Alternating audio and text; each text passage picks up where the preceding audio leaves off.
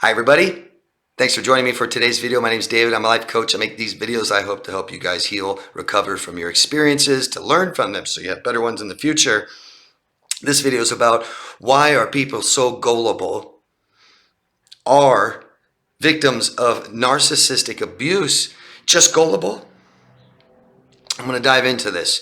Before I get started, I'd appreciate it if you haven't already, subscribe to the channel, vote up or down, share it with somebody else, and always ask questions. Thank you very much.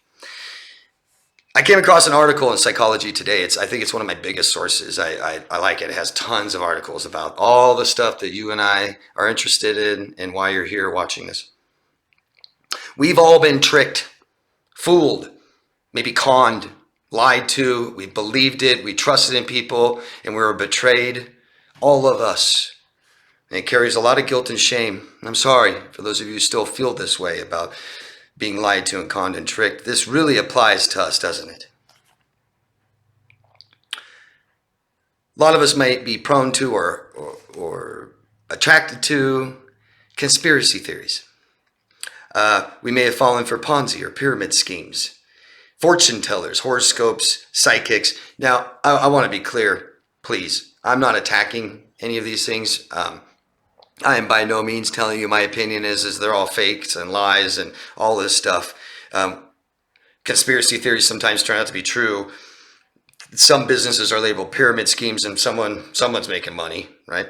And fortune tellers, horoscopes, psychics, there's going to be people that always believe that there's many of them that are true. But I think we can come to an agreement that it is full of con men. I would safely say, if not all, most are cons, right? Why do we fall for this stuff? Well, there's something called the Barnum effect I want to talk about. The Barnum effect, it comes from P.T. Barnum's The Circus. People are often willing to believe personality descriptions as specific to them, even if they're generic, right? You see, I think a common horoscope test I saw was in a classroom where the teacher passed out the same personality descriptions and said, how many of these apply to you guys? And everyone raised their hand. How many of you think that this is you? All of them raised their hand. Yeah. Pass it back to the person behind you. One, how many applies to you? Examples, may you be prone to, or here, listen to these statements. You may be prone to procrastination, but you usually end up getting it done, finishing the task. You don't want to change, but also don't want to feel limited. You are aware of your weaknesses, but you try to overcome them. Pretty generic, but you can think it specifically applies to you because it applies to me. Sure. How about you guys? If not today, then maybe yesterday or tomorrow. 20 million Americans fell for multi-level marketing in 2018. Scams. 41% believe in psychics, a $2 billion revenue in 2018. But what makes us more gullible? I've established we all gotten tricked, fooled, conned. But what makes the real gullible person? Hardships. History. A personal history of hardships. 2006 University of Leicester study says more tragedy and more hardships in childhood equal more gullible. Now well, I'll get to it. We tend to succumb to peer pressure, easily influenced by the media, misled by people, do people's dirty work for them like flying monkeys. In childhood, we may have had major illness or injury, parental divorce or death, difficulty at work we might start having. We may have been bullied, abused, neglected. That's why. And it's a stark contrast to adversity toughens you up.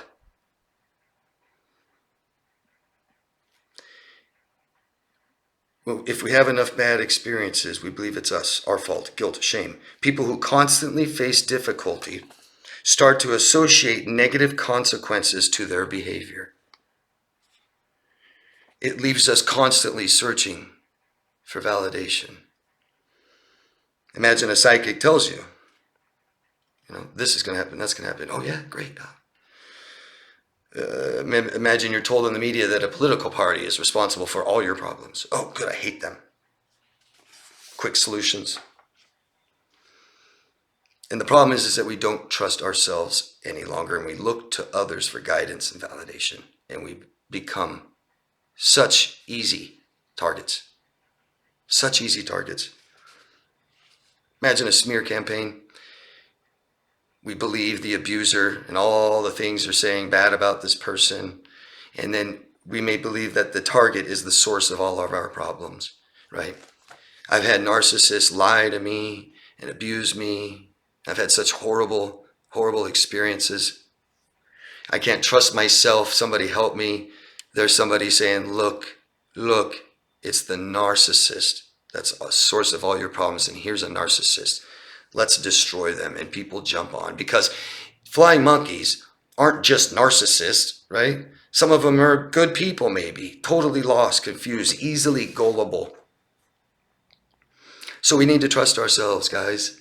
Learn to trust ourselves. With people, the only way to trust somebody is to trust them, right? But how can we trust ourselves? Again, or for the first time. One is be you. Some of you may not even know what that means. Those feelings that you kept inside, express them. The things you were nervous about asking for, that you wanted, ask for it. Tell people your plans. Tell them what you need. Tell them how you feel. Have goals, a plan, know what you want, do something towards that. Will help you feel in control and trust yourself again. Love who you are.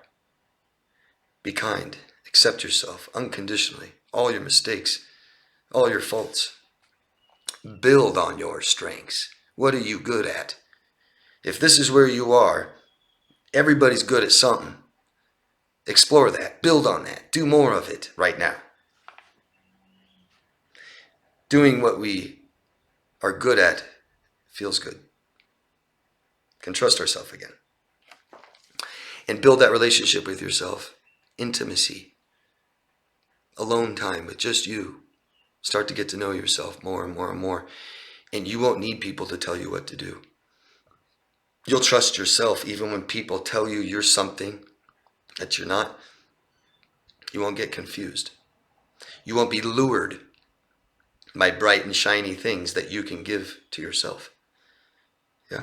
Fix yourself. Help yourself. Talk. Have more positive experiences. How can you do that? At least try to do that. This is not a video to shame you guys.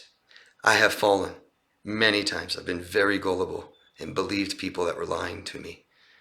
And I truly believe a major part of recovery is truth. Truth, truth, truth. That's all that matters.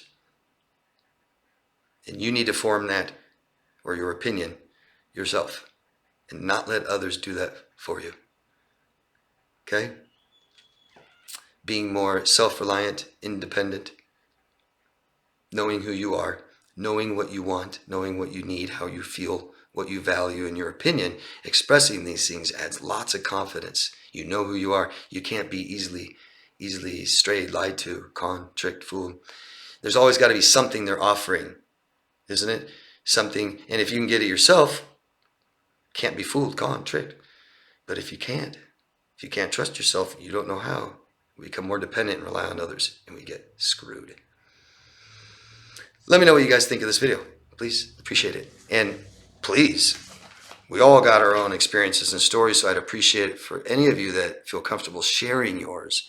I think it's good for others to read, and it might help alleviate some shame and guilt that we have and carry.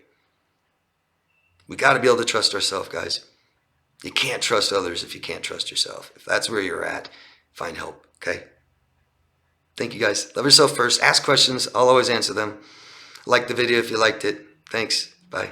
Love yourself first.